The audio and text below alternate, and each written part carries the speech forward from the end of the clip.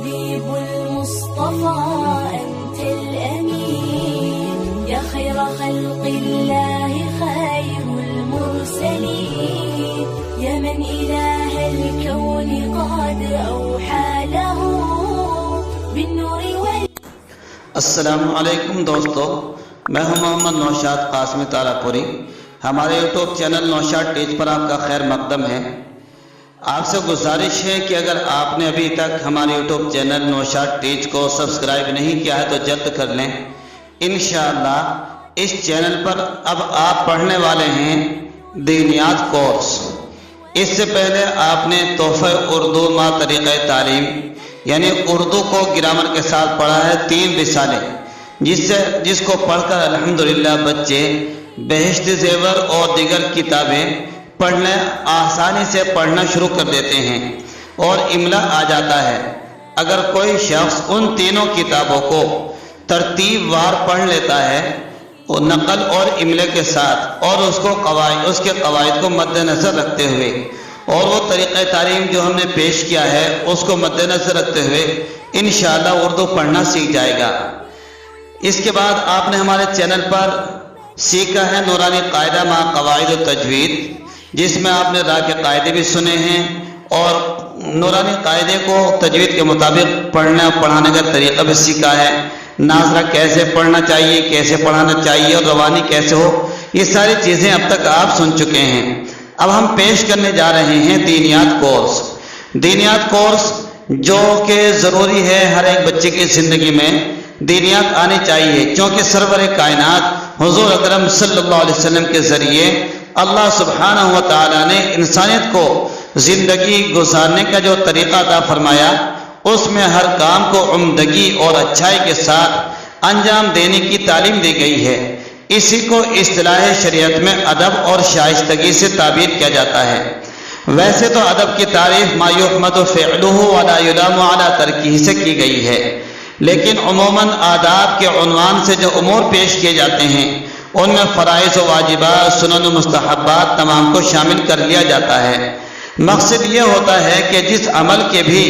آداب بیان کیے جا رہے ہیں اس کو شریعت مطہرہ کی تعلیمات کے مطابق عمدہ سے عمدہ طریقے سے انجام دیا جائے۔ اللہ تعالیٰ نے رسول اللہ صلی اللہ علیہ وسلم کو انسانیت کے لیے نمونہ بنایا ہے اور آپ کے ایک ایک قول و فعل کو اسوہ حسنہ قرار دیا گیا ہے۔ اسوہ قرار دینے میں اس بات کی طرف اشارہ ہے کہ ہر انسان کو آپ کی اتباع و پیروی کرنی چاہیے، اور آپ کے اسوے کو حسنہ کہہ کر اس جانب اشارہ کیا گیا کہ اسی طریقے میں انسان کی دنیا و آخرت کی بھلائی ہے۔ اس لیے ہمیشہ اہل اللہ نے زندگی کے تمام شعبوں میں رسول اللہ صلی اللہ علیہ وسلم کی سنتوں کو نقش راہ اور سرمائے چشم بنایا ہے، اور یہی اللہ تعالیٰ کے یہاں اعمال کے مقبول ہونے کا راستہ ہے۔ جیسے اس سکے کی کوئی قدر و قیمت نہیں ہوتی جس پر حکومت کی طرف سے معتبر ہونے کی مہر نہ ہو، اسی طرح انسان اپنے طور پر کسی عمل کو کتنا ہی بہتر تصور کرے، وہ مقدار میں کتنا ہی زیادہ ہو، اگر اس پر اتباع سنت کی مہر نہ ہو تو مٹی کا ڈھیر ہے، اللہ کے دربار میں کوئی پذیرائی نہیں۔ حضرت امام شافعی رحمۃ اللہ علیہ نے فرمایا ان السنت کسفینۃ نوح علیہ السلام فما رکبها نجا ومن خلف عنها غرقا، کہ بے شک نبی صلی اللہ علیہ وسلم کی سنتیں ایسی ہے جیسے کہ نوح علیہ السلام کی کشتی، جیسے کہ جو لوگ نوح علیہ السلام کی کشتی میں سوار ہو گئے تھے وہ نجات پا گئے تھے، تو جنہوں نے سنتوں کو زندہ کیا گویا کہ وہ نجات پا جائیں گے، اور جن کی زندگی سے سنتیں نکل گئیں، سنتیں چھوڑ گئیں، تو وہ ایسے ہو جائیں گے جو لوگ نوح علیہ السلام کی کشتی سے رہ گئے تھے اور وہ سوار نہیں ہو گئے تھے، وہ غرق ہو گئے تھے، ایسی ہم بدعت و خرافات میں لگ جائیں گے۔ اس لیے سنتوں کو زندہ کرنا ہے، اس لیے بدعت کو سخت مذموم قرار دیا گیا کہ اگرچہ وہ بظاہر اچھا عمل معلوم ہوتا ہے وہ اتباع سنت کی خوشبو سے خالی ہوتا ہے۔ حضرت امام مالک نے کیا خوب فرمایا ہے کہ جس نے کسی بدعت کا ارتکاب کیا اس نے رسول اللہ کو نعوذ باللہ یا تو خائن تصور کیا یا جاہل، یعنی یا تو اس نے یہ خیال کیا کہ خیر کی بعض ایسی باتیں بھی ہیں جن کو آپ صلی اللہ علیہ وسلم نے چھپا دیا تھا، نعوذ باللہ، اور وہ ہم پر منکشف ہوئی ہیں، تو یہ خیانت ہوئی، یا یہ گمان کیا کہ آپ صلی اللہ علیہ وسلم اس سے واقف نہ تھے، تو یہ جہالت ہوئی۔ سنت کو عام کرنے کا دوہرا فائدہ ہوتا ہے، ایک تو انسان کا عمل درست ہوتا ہے، دوسرے بدعت سے حفاظت ہوتی ہے۔ رسول اللہ صلی اللہ علیہ وسلم نے ارشاد فرمایا کہ کوئی بدعت اس وقت تک جاری نہیں ہوتی جب تک کہ کوئی سنت اٹھانے نہ جائے۔ اس میں اس بات کا اشارہ ہے کہ جو لوگ اخلاص، دیانت اور اہتمام کے ساتھ سنت نبوی پر قائم رہیں گے، اللہ تعالیٰ ان کو بدعتوں سے محفوظ رکھیں گے۔ اس لیے بحیثیت مسلمان ہونے کے ہمیں ہر آن، ہر لحظہ اور ہر لمحہ یہ فکر دامنگیر رہنی چاہیے کہ ہمارا ہر کام سنت رسول اللہ صلی اللہ علیہ وسلم کے مطابق ہو۔ عادات و عبادات، معاملات و معاشرت، رفتار و گفتار،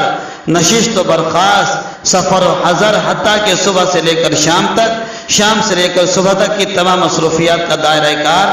سنت سے مربوط و منسلک ہونا چاہیے۔ اس لیے یہ ساری چیزیں، چونکہ دوستو ہماری زندگی ایک مستعار ہے، ایک مستعار زندگی ہے، اس لیے یہ وقت ہے جس کو ہم کام میں لا سکتے ہیں، اور اگر یہ چیز سنتیں، آداب اور فرائض و واجبات اگر ہم بچپن سے بچوں کو یاد کرا دیں تو انشاءاللہ ان کی زندگی میں دین ہوگا، ان کا سونا، جاگنا، کھانا پینا، سفر و حضر، گھر میں آنا جانا، دوست اور ہمسایوں سے ملاقات وغیرہ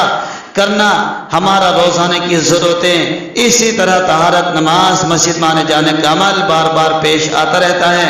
ان چیزوں میں جو جو سنتیں اور آداب ہم سے چھوٹ رہی ہیں ان کو ہم انشاءاللہ